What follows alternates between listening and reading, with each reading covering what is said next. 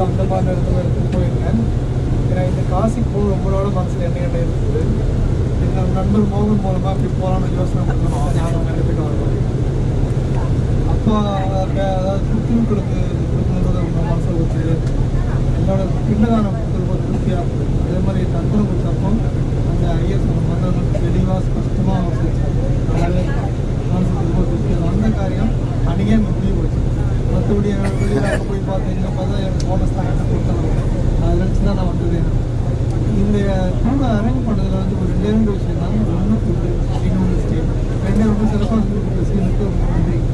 அது மட்டும் இல்லாமல் வர்றவங்க எல்லாம் ஒரே மாதிரி நல்லா இருக்க மாட்டாங்க. சில பேர் ரொட்டி முன்னே எடுப்பாங்க, சில பேர் பின்னே எடுப்பாங்க. நிறைய தட்டி கொடுத்து அதுவே தள்ளிக்கிட்டு வந்து பொழுதாக வந்து சேர்த்துல சீனுக்கு வந்து வாழ்த்துக்கள். இந்த ட்ராவல்ஸ்லாம் மறுபடியும் எங்கேயா வெளியில் போனாங்க நான் கண்டிப்பாக கொடுப்பேன்.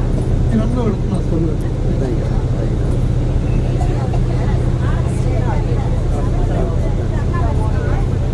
ஹலோ, எல்லாருக்கும் வணக்கம். இந்த காசி யாத்திரை கிளம்புறப்ப கொஞ்சம் யோசித்தேன். நான் இவ்வளோ பர்ஃபெக்டாக நல்லா அமையும் நான் நினைக்கல. நான் வந்து எனக்கு சாமி கொடுத்ததும் சரி, ட்ராவல் பண்ணதும் சரி, சாப்பாடு அரேஞ்ச் பண்ணதும் சரி, ரொம்பவே நல்லா இருந்தது, திருப்தியாக இருந்தது. கேட்குறவங்க எல்லாருக்கும் நான் சொல்லுவேன், இது கொஞ்சம் சீனிவாசன் ரொம்ப தேங்க்ஸ்.